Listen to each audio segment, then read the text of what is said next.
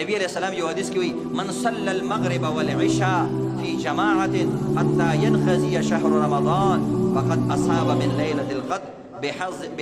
وافر.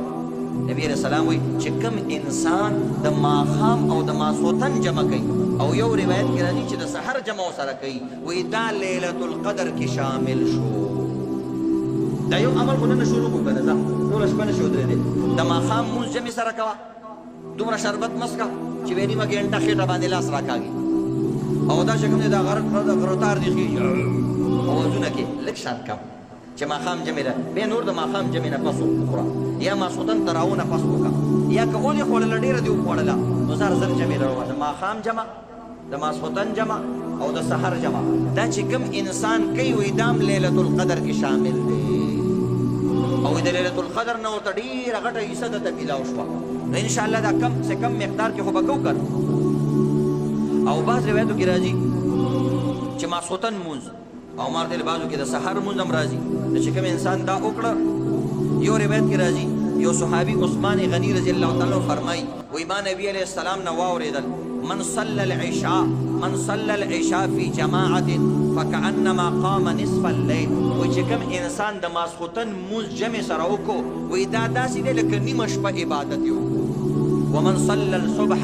في جماعة فكأنما صلى الليل كله او چې کوم انسان سره د سحر مونځ په جمع سره وکړو وی دا داسې دی لکه چې د ټولې شپې عبادت یو. په دې طریقې سره عزتمندو لږ شان کوشش وکړو او دا عبادتونه ځان له په ترتیب باندې خو عزتمندو بعضې کسان وایي لیلة القدر نشاني څه ده بلکل نشانې نه پسې مه ګرځه خو شپه ده که دا عزتمندو هغه کسانو ته محسوسېږي چې د چا زړه پاکي. اوس یو انسان شیشې ته ولاړ دی او هغه شیشه خیره نه ده او خلکو ته چغې وایي راشئ که نه دا څنګه شیشه ده راوړې مې ده او مخ پکې نه ښکاري نو شیشه ده او مخ هم پکې نه ښکاري په دې باندې به څه کړې لږ شان کپړه راواله صفایي کړه بیا ګوره بیا به پکې د چین ښاپېرک ښکاري بیا به په خپل ځان پکې درته ښکاره شي. یو ماشوم چېرته منګي کې کتلي هغه منګي کې خو چې اوبې راغستې نو هغې کې ورته خپل شکل ښکاره شو ماشوم ویرېدل او پلار ته وایي راشه وایي هغه منګي کې څوک دي هغه هم ساده ګلو هغه چې منګي کې وکتل نو هغه ته خو خپل شکل ښکاره شو هغه ته یې دا غټه ګیره دي نیولې ده او ماشومان یری ځان ته وایي نو دا دغه چلي عزتمندو شیشه کې ښکاري سیز خو چې شیشه خو دې صفایي که نه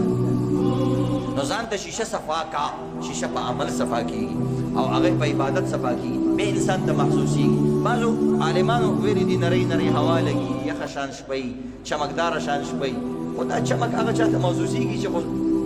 د زړه سترګې خو یې برابري او دا داسې ضروري خبرې نه دي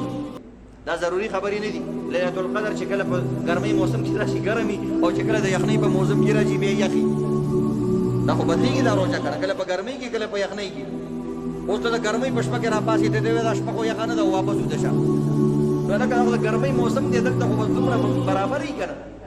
نو دې نشاناتو پسې مه ځه قدر وکړه بس لږ شپې ودرېږه د شپې راپاسېږه. بل اسانه طریقې ده د لیلة القدر د موندلو پېشمني ته خو اکثر خلک راپاسېږي که بعضې پوواړ شان او بعضې ډېر بزدله کسان یې هغه ته راپاسېږي پېشمني ته ټول راپاسېږي بس پېشمني ته چې راپاسېږي د دې نه مخکې 4 رکاته 6 رکاته 8 رکاته لمونځ کوه 2 رکاته کوه یو رکوع تلاوت کوه لږ یو چې نور هېڅ نشي کولی یو 2 منټه دعا وکړه 2 منټه ځان دپاره وکړه یا الله ما وبخې زما بی دادا وبخې دا مشهوري دعاګانې بی دادا وبخې نیکه مې وبخې او خدای پاک خیر را پېښ کړي ځان ته دعا وکړه هدایت مې نصیب کړي جنت مې نصیب کړي یو منټ دعا مو وکړه که نه نو انشاءالله بیا به هم لیلة القدر کې ستا شپه شمار شي. خو لږ توجه سره کول د عزتمندو د هغې ځان یو میا صاحب نه چا تپوس وکړو وایي چې د شب قدر څه علامت دی هغه ویله څه به دې سر خوږومه ای خواجه چې پرسی ز شب قدر نشانی هر شب شب قدر است گر قدر بدانی وایي څه به دې سر خوږوم د شب قدر څه علامت دی خو که د کومې شپې دې قدر وکړو دغه شب قدر دی او چې قدر دې ونه کړو بس شب قدر نه شو. نو دی وجه نه عزتمندو دی وجه نه الله شب قدر شپه پټه کړې ده ولې پټه کړې ده دې کې حکمتونه دي. یو حکمت پکې دا دی چې بس په دغه یو شپه به خلکو عبادت کولې ویل ځکه د خیري 3 کاله عبادت هم وکړو نه فرضي عبادتونه د دې نه علاوه به کې او بعضې کسان به دو چې مثلا د نور شپو به عبادتونه نه کول یا دا د یو شپې عبادت به کولې نو دې سره زه د لسو شپو ټول عبادت انسان ته نصیب شي د دې طریقې سره د ټول عبادت انسان شوق بحال